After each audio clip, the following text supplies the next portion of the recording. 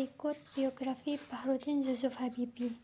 Bahruddin Yusuf Habibie yang dikenal dengan sebutan B.J. Habibie, beliau adalah seorang Presiden Republik Indonesia yang ketiga. Kemudian beliau telah menggantikan jabatan presiden sebelumnya, yaitu Presiden Soeharto. B.J. Habibie sendiri lahir di Parepare, Sulawesi Selatan pada tanggal 25 Juni tahun 1936. Beliau telah mengenyam pendidikan teknik mesin di Universitas Indonesia Bandung pada tahun 1954 dan pada tahun 1955 sampai tahun 1965 beliau melanjutkan studi teknik penerbangan di Jerman Barat. Beliau menerima gelar diploma engineering pada tahun 1965 dengan predikat kumlaude.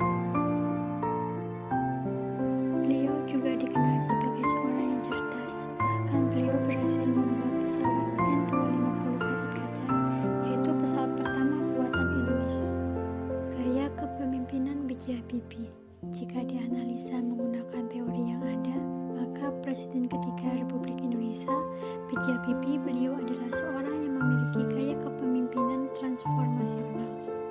Beliau adalah orang yang cerdas tetapi lugu dalam politik pada masa saat itu, sehingga keputusan-keputusan yang beliau ambil pada saat itu tidak banyak didasari oleh kepentingan politik, sehingga beliau berani melepaskan Timor-Timor dari Indonesia. Pada masa kepemimpinannya, B.J. Habibie memberikan kebebasan pers. Pencapaian Habibie dalam menangani masalah di negeri ini tidak dengan upaya dirinya sendiri. B.J. Habibie mencoba menjadi role model dalam menggerakkan membawa perubahan dari rezim Orde Baru menjadi reformasi tersebut. B.J. Habibie berkeinginan agar pengikutnya dapat mengerti, dan B.J. Habibie mengerti apa yang diinginkan pengikutnya agar perwujudan dari reformasi itu dapat terlaksana.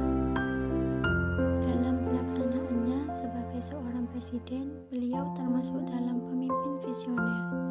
Beliau adalah seorang pemimpin yang mampu melihat masa depan, bagaimana bangsa ini akan berkembang dan dengan kokoh.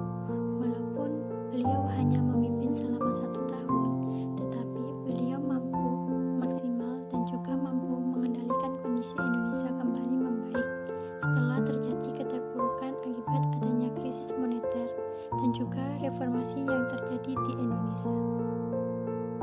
Kelebihan B.J. Habibie pada masa kepemimpinannya. Pada masa kepemimpinannya, B.J. Habibie mampu meraih banyak prestasi dan juga mampu menjadikan negara Indonesia menjadi lebih baik.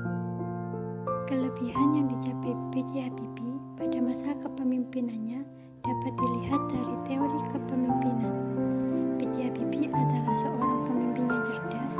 Beliau juga pemimpin yang berani mengambil risiko.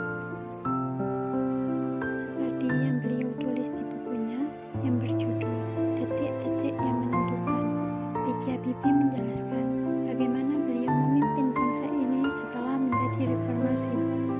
B.J. Habibie juga menceritakan bahwa beliau ingin merubah bangsa Indonesia menjadi bangsa yang demokrasi dan transparan.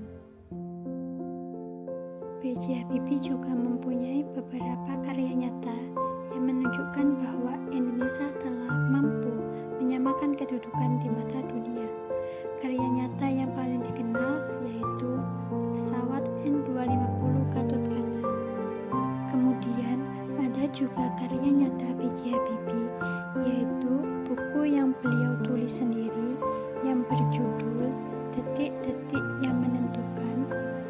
Selain karya nyata B.J. Habibie yang telah membanggakan Indonesia, kepemimpinan beliau juga membawa perubahan yang baik bagi bangsa Indonesia. Kelemahan kepemimpinan B.J. Habibie. Kepemimpinan B.J. Habibie memang telah membawa perubahan dibandingkan dengan masa kepemimpinan sebelumnya. Namun, di balik kesuksesannya membawa angin perubahan di Indonesia, pasti ada kelemahan yang dimiliki oleh beliau. Beliau memang pemimpin yang berani dan mau mengambil risiko. Namun, kepemimpinan beliau memiliki beberapa kelemahan. Dapat Dapat dilihat kelemahan tersebut dari gaya kepemimpinan beliau yang dikenal cepat mengambil keputusan, namun pengambilan keputusan yang secara cepat ini dapat berbahaya, karena dalam keputusan negara sebaiknya perlu mengkaji keputusan maupun kebijakan lebih mendalam, agar suatu keputusan itu menjadi final dan tidak menjadi keputusan yang malah akan membahayakan bangsa Indonesia ini sendiri. Dapat dilihat dalam keputusan yang beliau buat pada saat beliau memutuskan untuk melepaskan Timur Timur dari NKRI.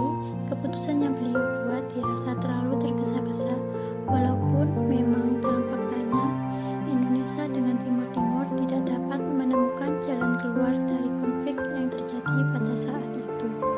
Corak dari gaya kepemimpinan beliau tidak banyak didasari atas kepentingan politik. Dapat dinilai bahwa kepentingan beliau lebih didasarkan atas kemanusiaan.